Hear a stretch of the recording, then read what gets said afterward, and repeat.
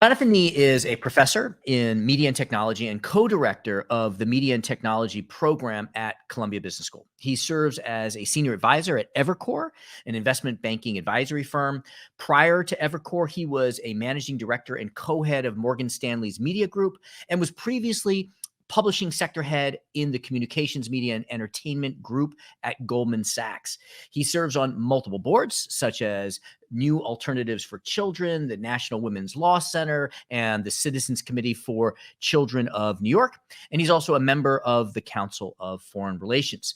His writing appears in the Wall Street Journal, New York Times, Washington Post, Los Angeles Times, The Atlantic. He's the author of several best-selling books, most recently, The Platform Delusion, Who Wins and Who Loses in the Age of Tech Titans, which shows how the principles of competitive advantage in a company-to-company context, a company-to-company context, translate or don't to the world of platforms. And we're excited to see how his thinking might apply to ecosystems. And our central question here is, do the key success factors and sources of competitive advantage in one area apply to the other? Jonathan, thank you so much for being here with us. Thanks for having me. So I am very intrigued and absolutely believe in your approach to competitive advantage, maybe because I also studied at Columbia Business School. But could you kind of briefly lay out what you see, if we talk about the company-to-company competition, what do you see as the primary sources of competitive advantage that determines who wins, who loses? So I guess where I'd start with is, what is a competitive advantage? It's something that one competitor can do that gives them an advantage over others. Implicitly, that means the other person can't do it, or Yes. finds it more difficult, or to do it, it would not be as good, it would cost more, or otherwise. Otherwise, it's not an advantage. Yeah. Another phrase that people isn't as sexy, but if you think about it, is really the same thing, is a barrier to entry. Because if there is no barrier to entry, you have no advantage. That is, somebody else can come and do it and copy it, and you might have a good run for a while, but if there is fundamentally no barrier to entry and you're getting supernormal returns by doing something fabulous, people will notice and they will come after you, and over time those supernormal returns will go away.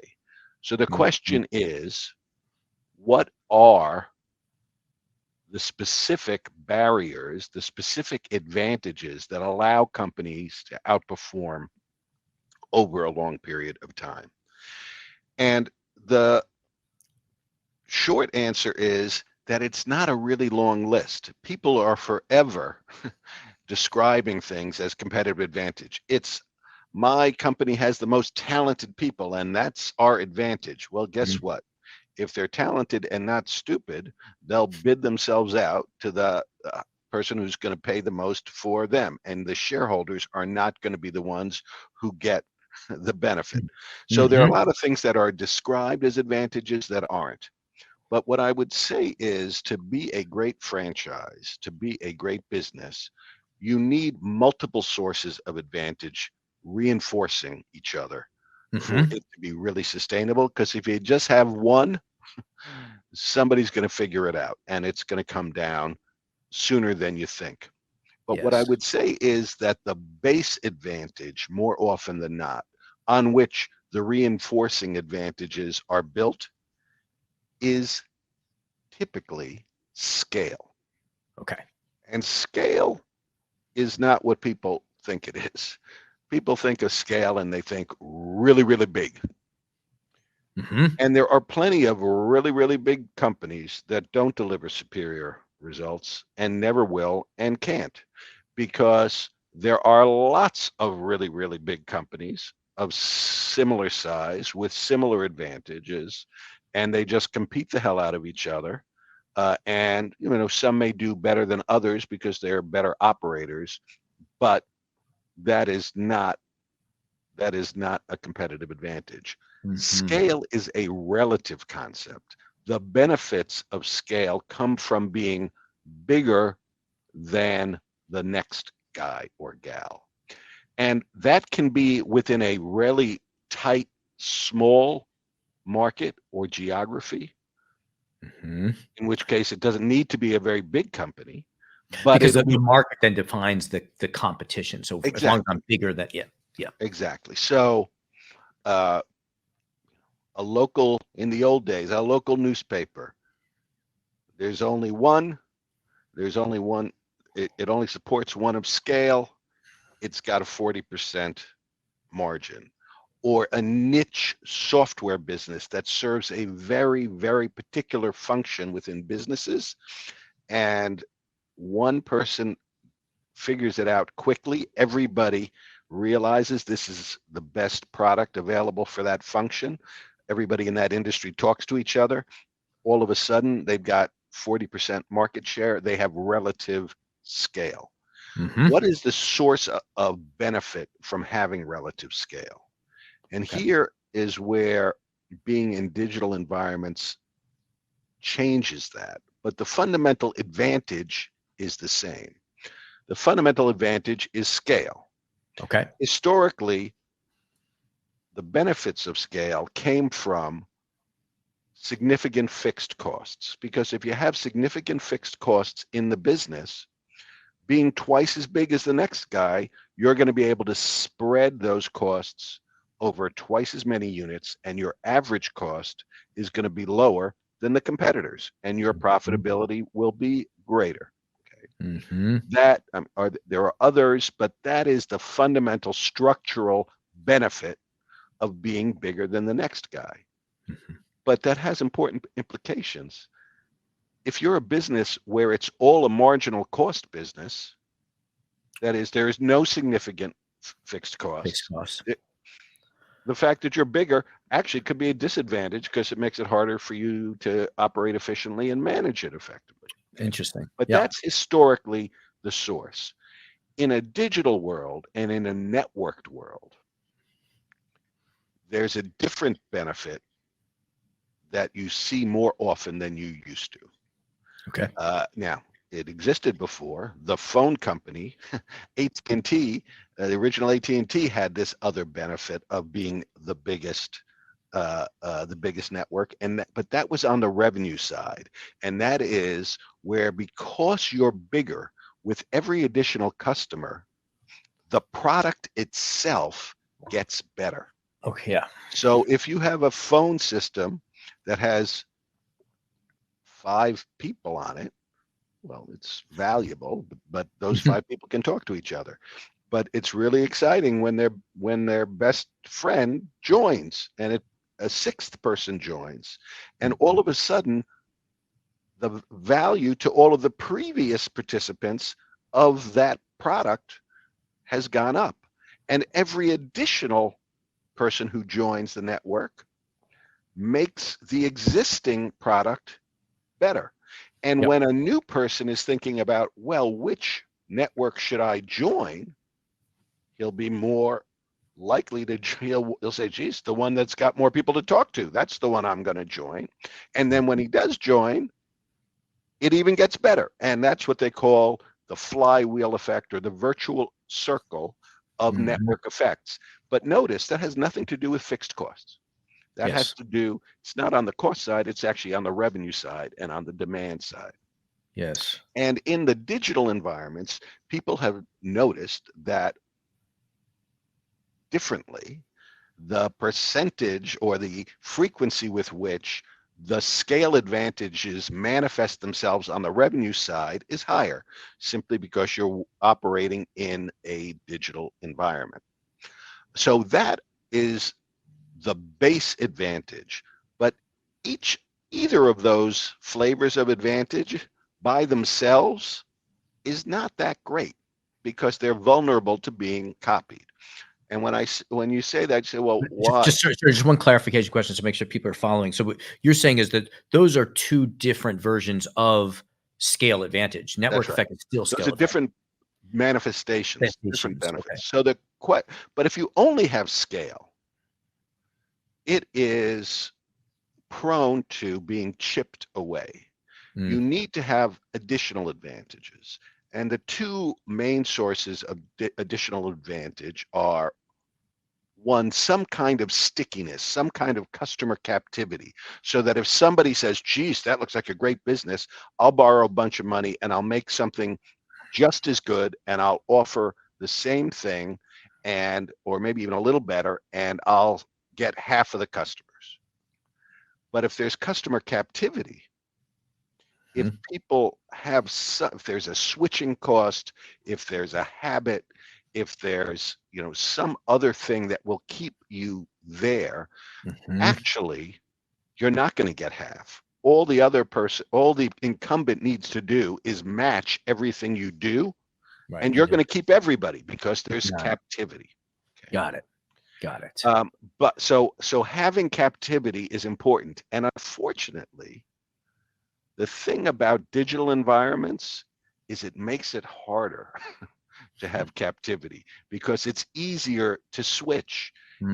In cumbersome analog environments, and the historic great business franchises tended to be scale, whose benefit came from big fixed costs, reinforced by customer captivity.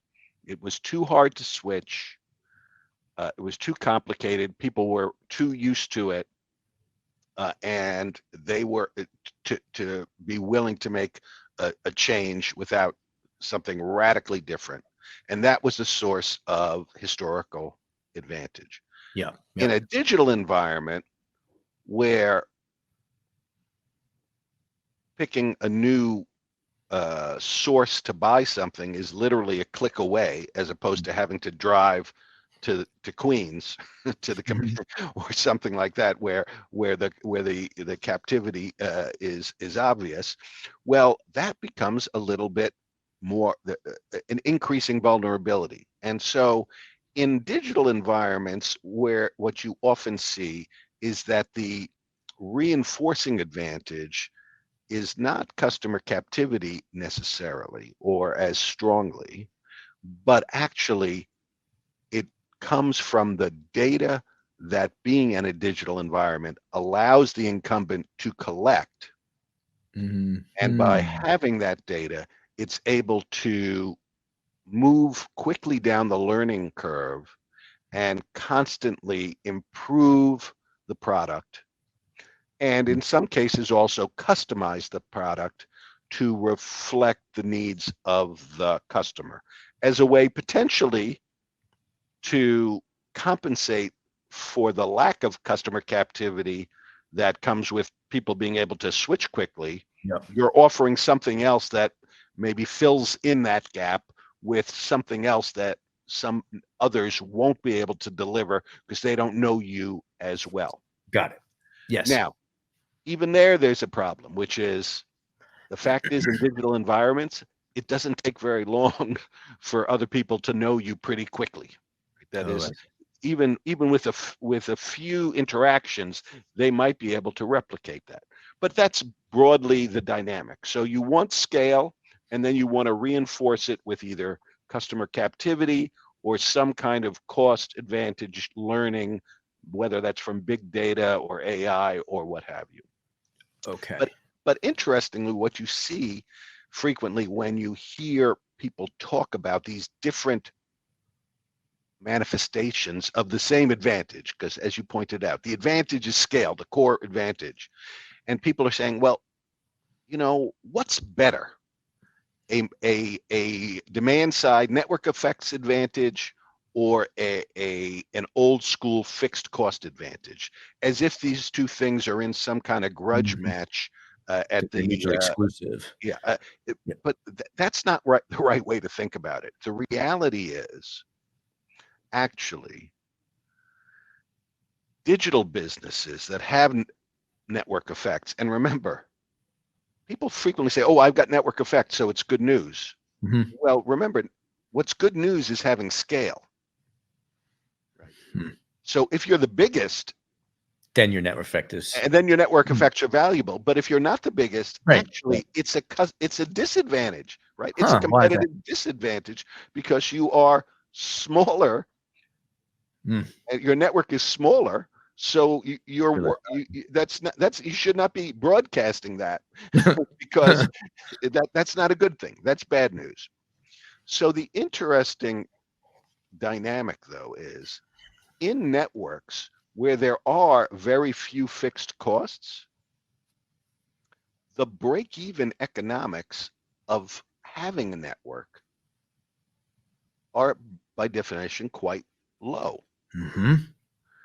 And that suggests, particularly if you don't have strong customer captivity, that you're going to have a bunch of competing networks bidding against each other for customers and for Mm-hmm. network participants, which will be good for the network participants potentially, but it's not going to be good for the business. You Yes. want to have a meaningful fixed cost base so that the break-even economics Yep. of operating the network ensures that there aren't Could be it's too not going to many be networks. it's Yeah. not going to be too many. So it's Yeah. not a question of one or the other. It's a question of, do I have a business where scale actually manifests itself in both meaningful fixed costs and network effects, so that you have a resilient, a potentially more resilient franchise. And obviously, the other sources of advantages could even reinforce them more. That is through customer captivity or learning or data. So those are the sort of collection of advantages, but they Is tend to be built at base on scale. so so my simplified understanding of the model also has like preferential access to resources or Yep. suppliers at the back end. Is is that Yeah. So, that's but so access to resource is another. I always try to keep it simple, because I mean, mm, again, you're only talking about a handful. So to me, the one that is most frequent is at the core is scale, and then mhm, I think of demand side advantages and supply side advantages as really the two categories. And okay, access to resources is actually is a specific supply side advantage. You can yeah, think of it as a okay, separate category, but it allows you to deliver product yeah, cheaper. okay, great. So, if we take those advantages and you have in your book translated them into a platform to platform model, but if we take that now to the next step, we talk ecosystem to ecosystem, right? We're talking about the SAP system ecosystem versus the Microsoft ecosystem. We're talking about the Silicon Alley versus Silicon Valley. We're talking about the Star Alliance versus, whatever. We have this ecosystem based, and so we kind of look at these two ecosystems and figure out which one is going to win, and so therefore which one do we want to align with, or how can we set up our ecosystem, give it the best chance of success. um, could you try to in my simplified thinking, I'm thinking, okay, scale advantages means there's some fixed cost. So in the ecosystem, there has to be a certain amount of fixed cost in order for the break-even point for an ecosystem to be high enough that it will preclude another ecosystem or too many ecosystems from entering or forming. Um, and I So certainly yeah, see the so I network think effect so. too, right? I think you're so so the way to think about the framework is, at the end of the day, whatever it is, Mhm. if other people can do it, it's not going to be so great. Okay, that's what competitive advantage is about. And now Mm. we've talked about a pretty finite list of potential advantages, right? Scale, Yep. demand side, supply side, Yep. basically. Yep. Um, so you say, well, that's really easy. Well, it's not really easy. It's pretty complicated. And what's complicated and what's interesting is how those advantages are likely to manifest in different environments.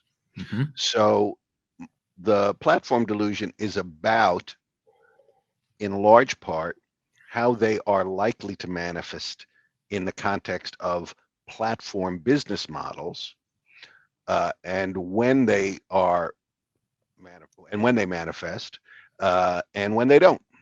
And And just what are just for the so, audience, like the platform we're talking about, Facebook, Netflix, yeah. Google, those So kinds what? of platform models. Actually, just to connect it to the concept of ecosystem, because it's kind of overlapping Venn diagram. Sure. So, an ecosystem is uh,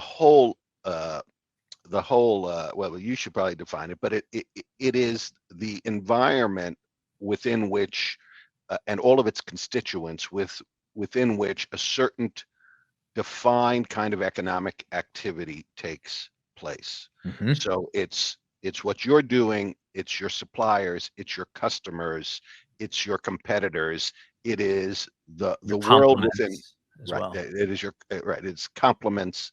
um, it's the world within which you operate. Yeah. um, Now, a platform business is a business whose core value proposition is not about what it makes. It's not manufacturing something or providing a particular service. It is about the connections it enables and enhances. So it is in the connection business or the enhancing the connection business. So that Hmm. means an operating system that connects software developers and users. That means a marketplace that connects buyers and sellers, to your example of Facebook, or the example, frankly, of the phone system. It's a Hmm. social network that connects different, friends and family. But the core value proposition is about the connections you make. Connection. And how you enhance those connections, and ultimately monetize them. So it's a particular kind of business model. It's been around forever, right? Hmm. You think about middlemen businesses in, back in the Middle East, right? You're Hmm. connecting. Traders and Right, traders, or the woman whose job it was to find your daughter a husband, hmm right? I mean, hmm you're creating value by making connections, right? And hmm or even just a real estate broker. Now, people try to sex this up, and because apparently the public markets give you a couple of extra turns if you call hmm yourself a platform.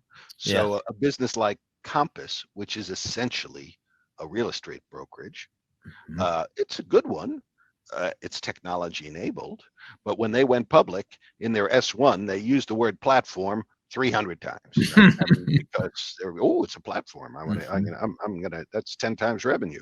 Um, Hmm. but often, unfortunately, though, so at least there, that's just a question of hyperbole. But where you get into the thing that we professors don't like, which is where you're actually misleading or confusing the underlying concept, is where you call things that aren't platforms platforms. So, Hmm. for instance, the SEC did not let um, Sweet Greens use the language they used in their marketing materials when they were just raising money privately. But when they raised money privately, they told people they were a food platform. Okay. They're not a food platform. They're they're a fast food restaurant. They sell food, Yeah. right? They're not connecting eaters with farmers, right? Yeah. Right. Similarly, Netflix. People are always saying Netflix is a platform. It's not. Hmm. YouTube is a platform. It is connecting viewers with content creators, and its value proposition is in the connection and the enhancement of that connection Hmm. by good search tools, other sorts of things. Netflix is a retailer, just like Sweetgreen is a retailer. It Hmm. buys and it makes content and it sells it as a subscription. So it's not a Hmm. platform. So that's what a platform business is. So going to the concept of ecosystem, many of these platforms are effectively ecosystems, right? Okay. They define at least a significant portion. They're actually they're in the business of operating an ecosystem, right? Hmm. Hmm.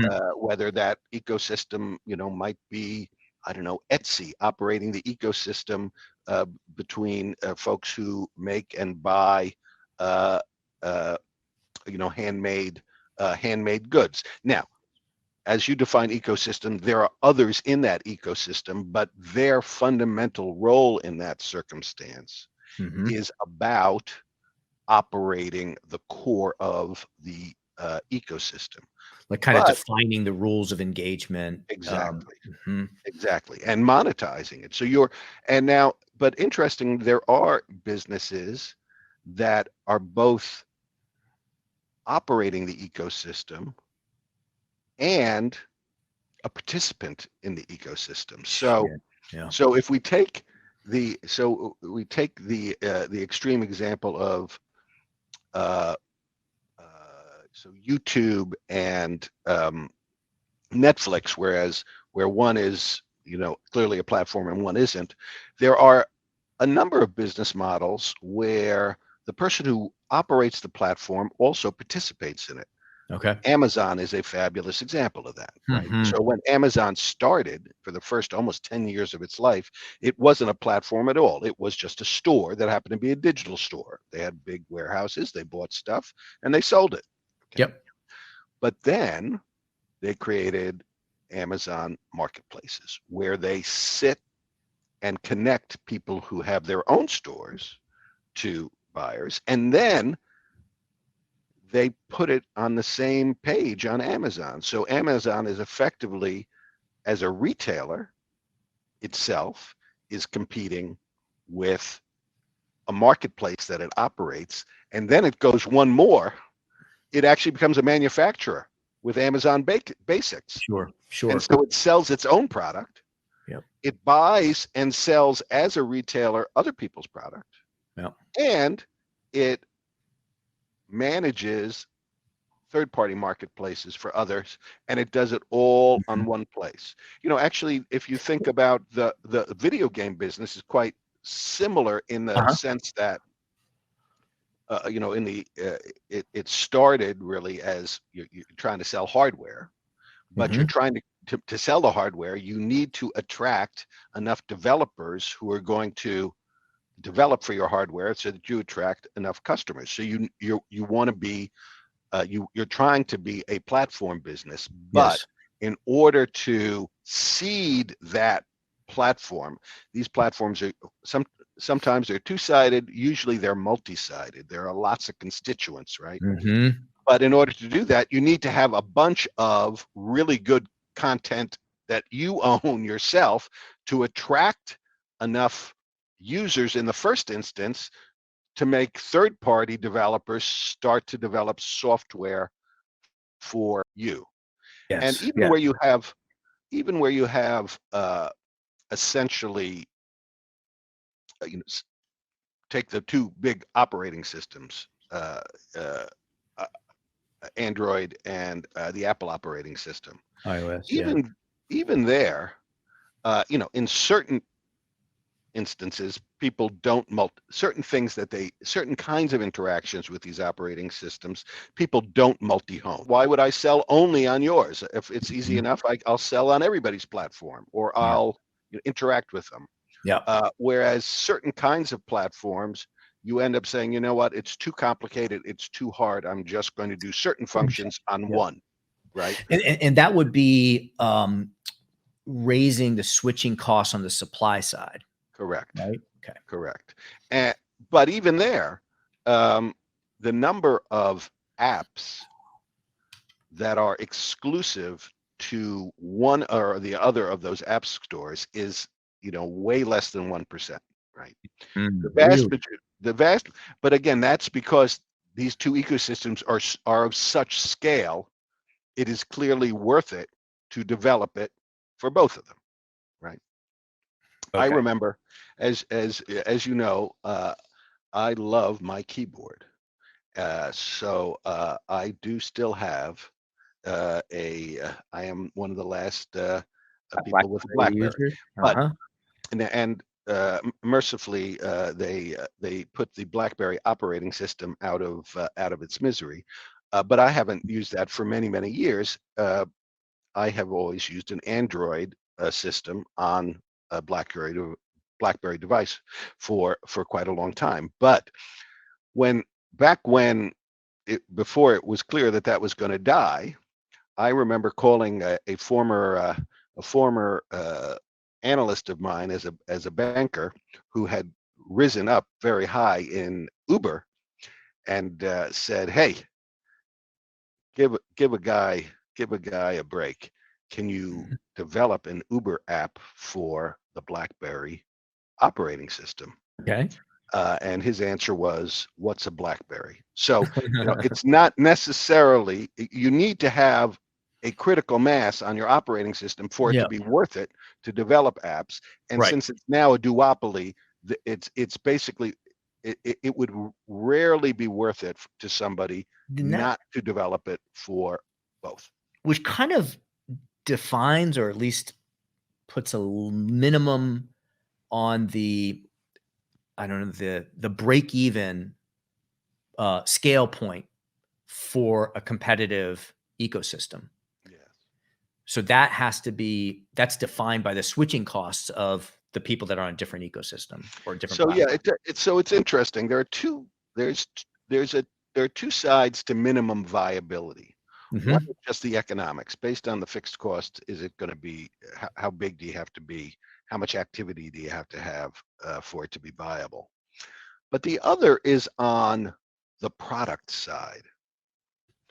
Okay. So, a good example to think about around the product side and minimum viability actually is Uber and Lyft. Okay. Because with a lot of network effects businesses, people think, oh, the more you have, the better it is ad infinitum. But it turns out that's not the case. You have to look at the use case. So Okay. think about when you're going to use Uber or Lyft. What do you care about? Well, you care about what it costs, and you care about whether the car is going to be able to get there in 4 to 5 minutes. Yep. But once the car can get there in, okay, maybe 3 to 5 minutes, Hmm.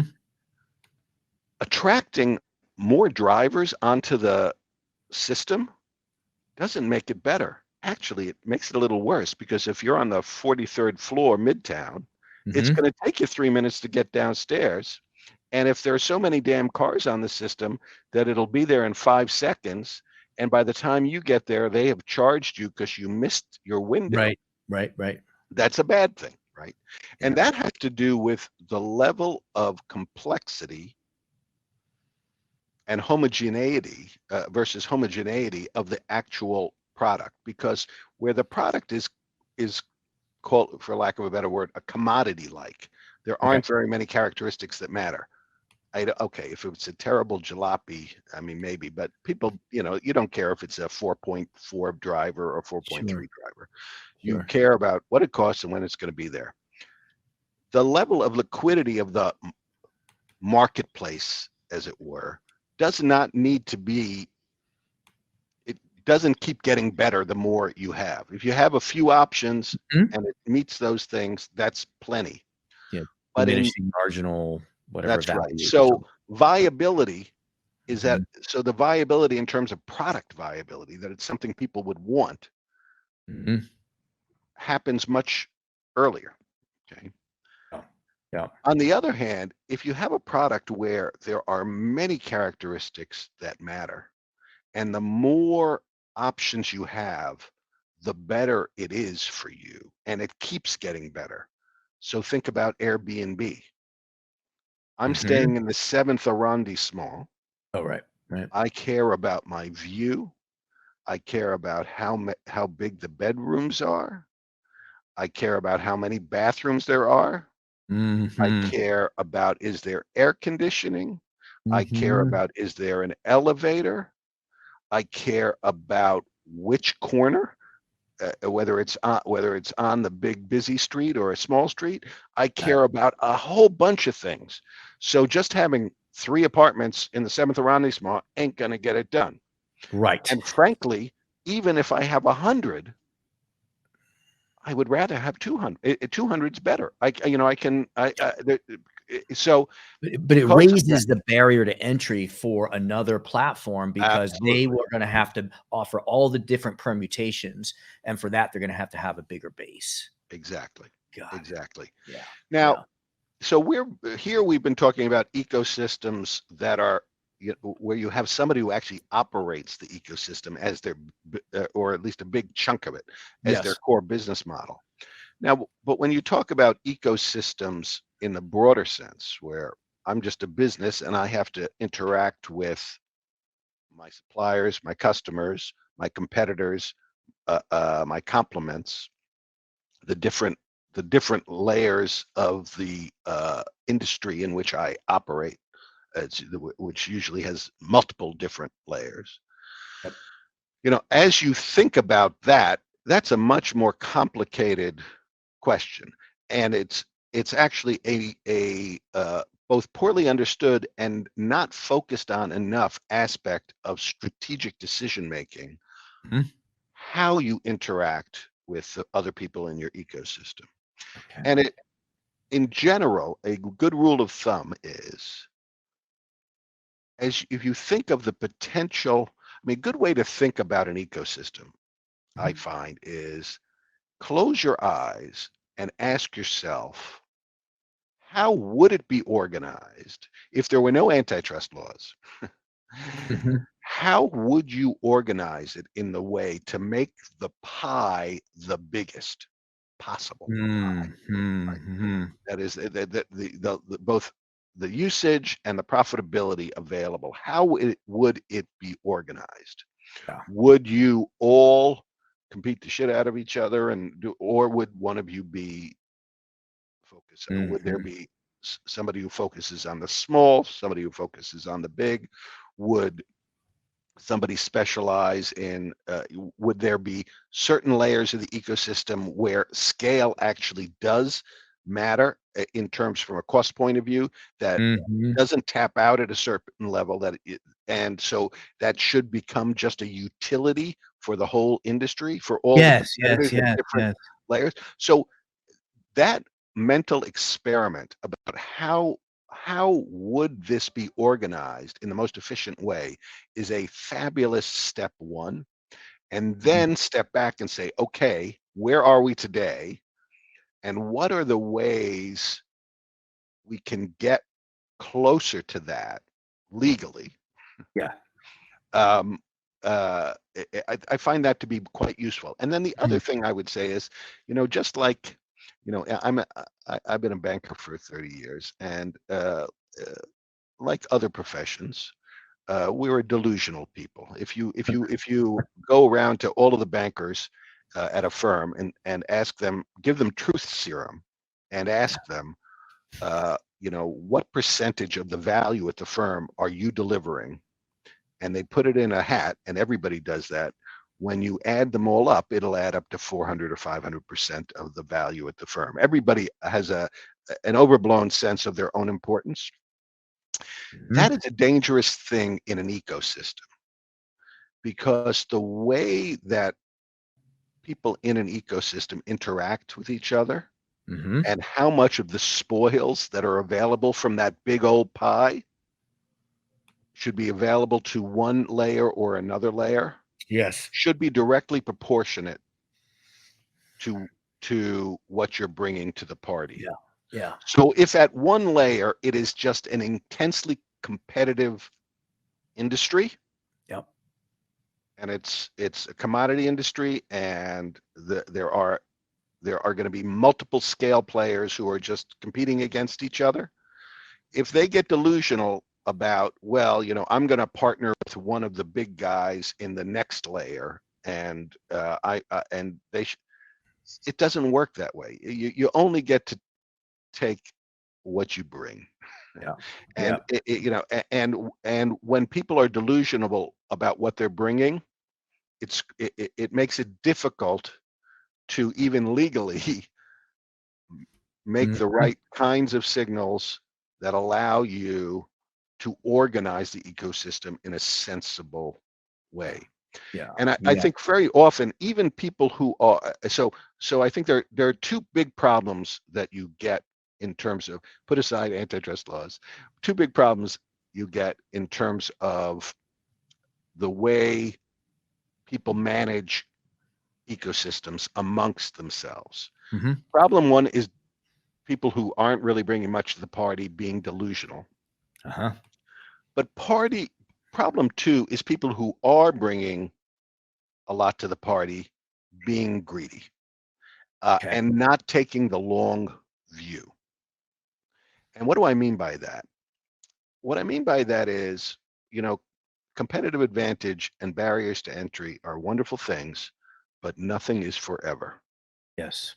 And it's in your interest to have the other people in to share the Yeah. spoils of your Hmm. benefits Hmm. with others in the ecosystem so that they conclude that it's actually in their interest Yes. to maintain the status quo, that they're So getting it, that the best alternative to the sharing arrangement that you put in place is yes. not as Yes. good, right? Because I guess in the And so they don't wake beginning, up every morning thinking, I want to, that guy's a son of a bitch. I I wish want there to was an take him out. alternative, right? Yeah, So the beginning, you're the only game in town, so you have a lot of bargaining power, and so you're extracting more value than is really sustainable. And as Jeff Bezos says, your margin is my opportunity. Someone's going to look at that and say, "Hey, wait a second, I can put together an alternative, not extract as much, and it still is value totally. creating for me."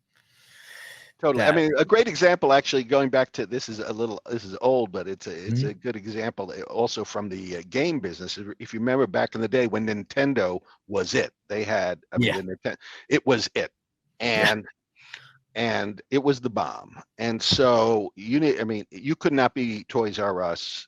You need to have Nintendo. You need and if you're a game developer, and Nintendo knew it, and the way they dealt with it was just treated everybody else like dirt. I mean, hmm like you take ours, guess what? If you don't sell them, tough, you own them, right? hmm You know, hmm the percentage, the license percentage to the developers, you know, everybody. So everybody, they were rolling in it, and they were feeling good.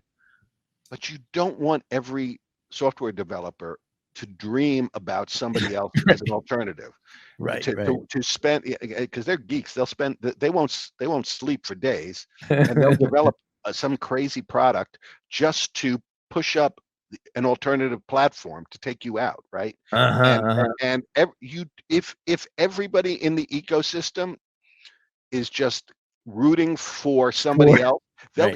they'll even kind of work together to try to create a new competitor. I mean, you see it happen Mm, all the time, mm. and to jack up a competitor. I mean, you saw this with. I mean, Apple's gotten better at this, but Apple has a long history of Yeah. pulling defeat out of the jaws of victory by just being, you know, too abusive to the and it's important. I mean, obviously you don't want to just give it all away, but you want to be thoughtful, Yeah. and you want How to make people pause before they encourage yeah. an an alternative to what, if you're sharing the spoils in a fair way. How would you think, and I realize we've taken up more time than we had reserved with you, but if I can keep you on for Sure. another minute or two. So how would you think about that, about what is a sustainable amount of value for me to extract for being the initiator, one of, the earlier stage? Yeah. You know, so I don't think there is like a mathematical formula. I think you really, it's a Yeah. question of the, Mhm. it's like scale. It's all relative, right? Yeah. It's a question of whether because you're going to be interacting with a bunch of different people in the ecosystem. And look, if it is a, if the person, if you're dealing with one level of the ecosystem, which, as I said, is just completely competitive and it's a Yeah. commodity business, you don't need to throw them anything, right? I Yeah. mean, No. but uh, but usually it's more complicated than that, right? Yeah. And it's really a function of, again, thinking through what would they do or what could they do, or if they Mhm, consolidated, mhm. if that level consolidated, would that change the dynamic? Yeah. um, Yeah. and it, you know, so Yeah. it really is a question of the the relative contribution. Yeah, and then all this switching costs, the minimum scale, all of that stuff comes into the equation. Um, Fascinating. Okay, this has been really uh, really eye opening for me. It's kind of putting together I mean, seeing how your model can apply. It's the same model I think works. It's just the sources of the advantages might be different. Exactly. That's Exactly. awesome. So I think we have to close up now. I think we've reached the top of our time with you. Jonathan, thank you so much. What I really appreciate about your work is that, there are a lot of kind of uh, theoreticians who study, but I really respect when there's someone who actually puts their money on the line or other people's money on the line and actually has to make bets and then live with those bets. The clarity of the thinking that comes from growing up in that with that kind of accountability is really refreshing. Well, I appreciate it. It's been a real pleasure. Great. Thank you, Jonathan.